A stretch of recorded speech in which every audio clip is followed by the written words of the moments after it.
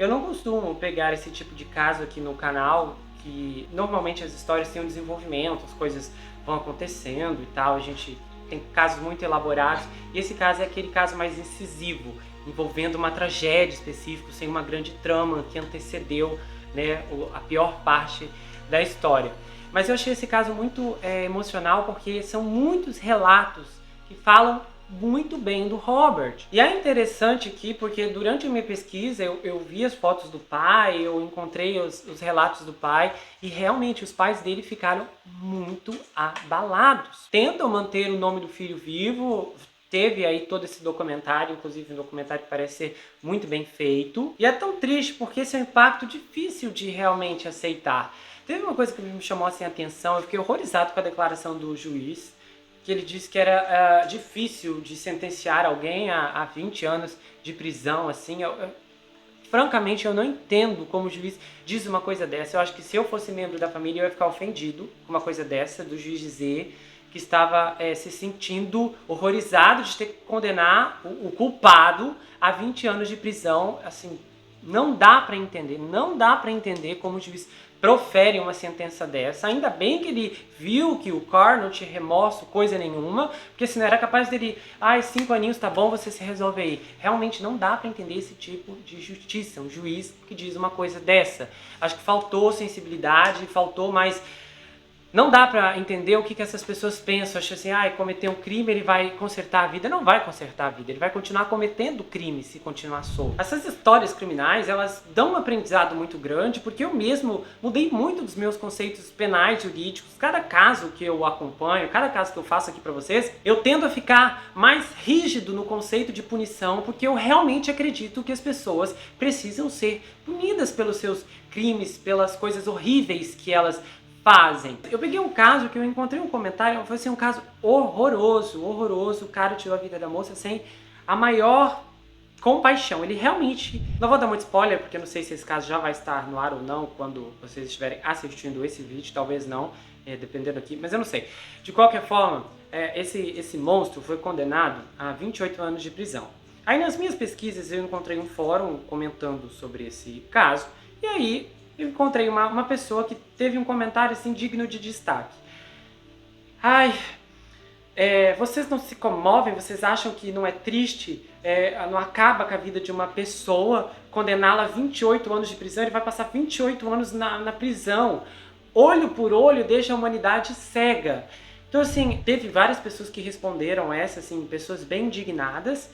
Porque um comentário desse, você olha e pensa, a pessoa tem mais respeito, mais compaixão ao culpado do que a verdadeira vítima. Porque se a pessoa não é punida, ela acredita que ela poderá repetir aquilo sem ter qualquer consequência. A gente precisa desenvolver uma mentalidade de que certo é certo e errado é errado. A partir do momento que a pessoa comete uma atrocidade como essa, uma família inteira está arruinada. Esses pais vão perder a vida pensando no Robert, vão perder a vida pensando no que ele poderia ter sido, onde ele estaria agora, será que ele alcançaria uma carreira consolidada, será que ele teria vários papéis? Esses pais vão ficar pensando nessa possibilidade, é uma tortura dia após dia.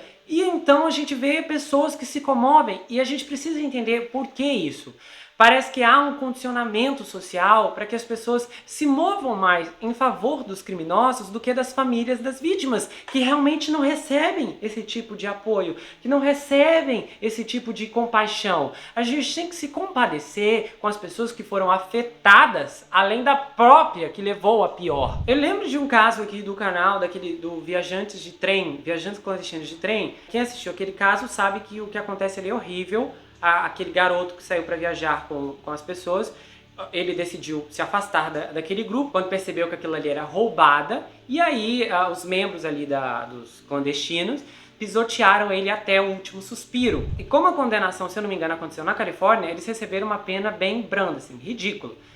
Eu lembro que eu vi um comentário da pessoa que ela disse que estava indignada pela minha opinião, porque pelo fato eu disse, olha, eu achei essa pena ridícula e essas pessoas deveriam ser condenadas há muito mais tempo. Principalmente porque eles fizeram acordos de 12, 13, 15 anos. Assim, você não tem paz de saber uma coisa dessa, que a pessoa já está solta por aí. E eu lembro de alguém que comentou assim, indignado, nossa, você deveria ter mais compaixão. Só que a minha compaixão, ela está destinada às vítimas, à família das vítimas.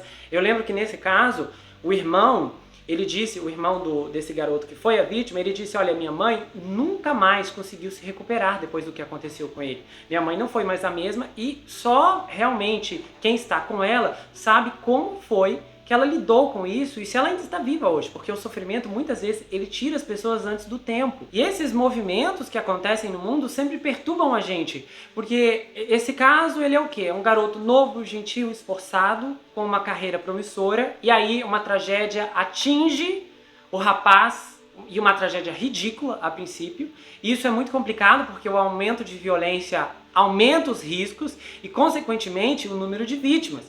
E eu não sei se há alguém aqui entre nós que já perdeu alguém em um ataque aleatório, mas o sentimento deve ser muito angustiante para você que já viveu isso de perto.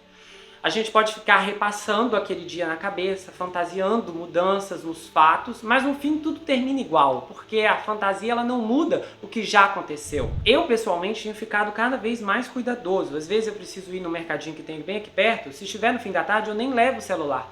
Não porque eu tenho medo que algo possa acontecer, mas eu aprendi que ser prudente é importante quando nós não conhecemos o que está escondido aí na escuridão da noite. Quando passamos a ser mais cuidadosos, você estimula o seu cérebro a ser naturalmente atento, observador e cauteloso. É diferente da paranoia, porque na paranoia você espera que algo aconteça a qualquer momento. E é um estressante padrão de alerta que te faz viver com medo. Só que na cautela, você se antecipa ao perceber o clima do ambiente e da escuridão. A verdade é que o mundo não é um lugar seguro. E a cada segundo que passa, ele deixa de ser. Procure evitar participar de discussões. Sabe essas pessoas que estão brigando no meio de um shopping, aí um ou dois desconhecidos invadem para tentar apaziguar? Eu não recomendo a ninguém que faça isso. Se afasta e deixa a segurança vir resolver. Você não é treinado para isso, você é apenas um civil. Hoje, o heroísmo é um pouco romantizado, porque em registros, esses registros de câmeras, vemos muitas pessoas sendo salvas. E é lindo, é maravilhoso, é emocionante. Mas há muitos também que não são salvos. E ninguém fala disso. Se você quiser intervir em alguma coisa, só faça isso se você tiver certeza que vale a pena arriscar e até perder a sua vida por aquela pessoa.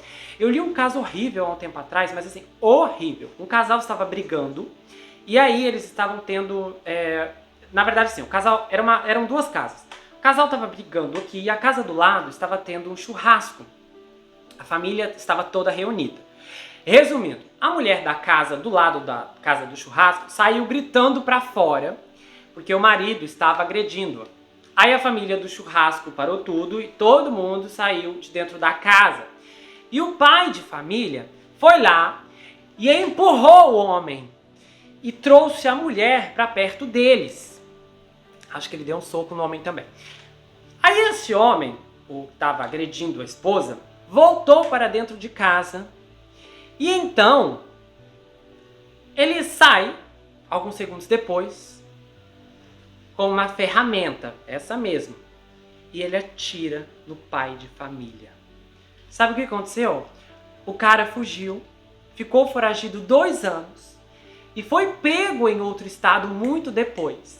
Quando a polícia o prendeu, eles descobriram que a mulher estava morando com ele. Ela se juntou ao marido logo depois da fuga.